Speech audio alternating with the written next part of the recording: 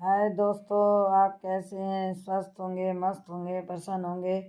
और दोस्तों, आज मैं पूरा दिन हो गया। मैं आपको क्या बताऊं कि मैंने एक भी वीडियो नहीं बनाई है। और सुबह से मेरा दिमाग बहुत परेशान है। एक तो मेरी तबीयत बहुत ख़राब है, मुझे नमोनिया जैसा हो रहा है और सांस भी नहीं बैठ रहा है। मेरी हालत बहुत ख़राब है, मेरे सांस नहीं आ रहा। दवाइयाँ बहुत सारी मेरे पे रखी हैं, ला के रखी हैं, लड़की से मंगवाई हैं। और रात भर हो गई, सुबह से एक वीडियो नहीं डाला। दिमाग में बहुत टेंशन हो रही है दोस्तों। रात हमारे पड़ोस में ऐसी लड़ाई हो गई, जरा सी बात पे हो गई, और इतनी बड़ी लड़ाई, विकराल रूप धारण कर लिया लड़ाई ने कि पता नहीं कुछ अनहोनी ना हो जाए। बड़ी दिक्कत में आ गए थे हमारे पड़ोसी। और वो भी पड़ोस में, दोनों ही पड़ोसी हैं, लेकिन क्या करूं समझ में नहीं आया। बड़ा बीच बिछाव मैंने करा दोनों का, क्योंकि मैं एक सामाजिक कार्यकर्ता हूं और मैं समाज के कार्य करती ही रहती हूँ। मुझे सब लोग गाली भी दे देते हैं, मैं सबकी गालियाँ भी सुन लेती हूँ, बर्दाश्त कर लेती हूँ। अच्छी बुरी बातें भी मुझे बोल देते हैं लोग बाग, लेकिन चाहे मुझे हाथ जोड़ना पड़े, मैं लोगों के आगे हाथ जोड़ती हूँ। भैया मत करो, मत करो लड़ाई।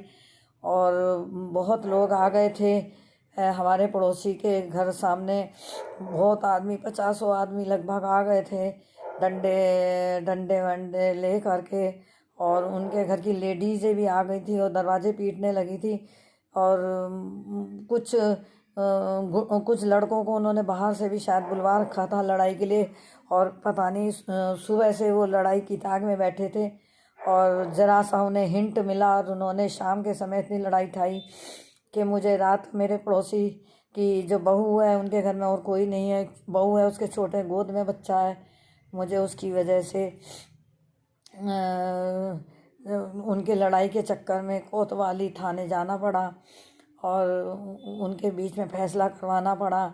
और मैंने दूसरे पक्ष के भी हाथ जोड़े, क्योंकि मेरी दुश्मनी उनसे भी नहीं है कि पड़ोसी हैं वो भी, और दुश्मनी इनकी भी नहीं थी उनसे।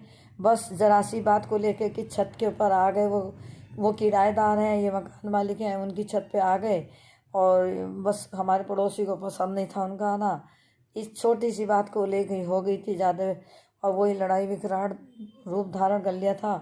लेकिन वो कल हम, पहले तो कोतवाली बुलाया, थाना बुलाया, चौकी बुलाया, थाना बुलाया, कोतवाली, पता नहीं कितनी जगह उन्होंने हमें घुमा घेरा। और रात का समय था, रात के लगभग 1-1:30 बजे मैं कोतवाली से आई हूँ, वो केस निपटाया है। क्योंकि मुझे लोग सब जानते हैं, मैं किसी से जल्दी से दबती नहीं हूँ। और मैं बोलती हूँ, हालांकि मेरे दामाद और मेरी लड़की भी मुझे बहुत दाबते हैं, लड़ते हैं मेरे से कि तुम हर एक के उसमें कूदती हो और तुम्हें सब बुरा बुरा कहते हैं, तुम्हारी वजह से हमें भी सुनना पड़ता है। लेकिन मैं नहीं मानती किसी की बात। और क्योंकि मैं निस्वार्थ सेवा करती हूँ, भगवान ना करता यदि दो के बीच में तीसरा ना पड़े तो लड़ाई नहीं निपटती। और शादी ब्याह भी ऐसे होते हैं कि दो के बीच में अगर तीसरा ना पड़े तो रिश्ता भी कोई होता है तो बहुत कम। लव मैरिज अगर होती हैं तो भले ही दो जने कर ले, लेकिन कोई एक शादी होती है अरेंज मैरिज जिसे कहते हैं, तो उसमें तीसरा आदमी ज़रूर पड़ता है। जब भी अपना गला अपने आप नहीं करता, तो मेरे को जाना पड़ा और मैंने वो उनका बीच में पढ़ के उनका फैसला करवाया। और दोस्तों, रात भर हो गई, मेरी तबीयत ख़राब हो गई, मैं मंदिर में नहीं जा पाई आज।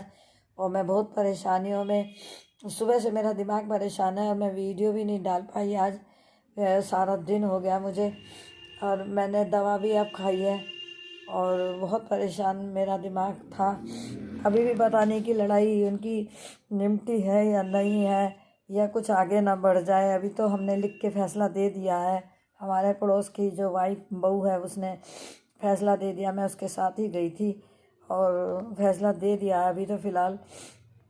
लेकिन देखते हैं कोई लड़ाई ना हो, क्योंकि आजकल दुनिया में कोई किसी से कम नहीं है, सब एक के एक बाप बस रहे हैं। तो दोस्तों, मैं इसी चक्कर में नहीं आज वीडियो डाल पाई। तो प्लीज़ आप मेरी वीडियो को लाइक करें, शेयर करें, सब्सक्राइब करें।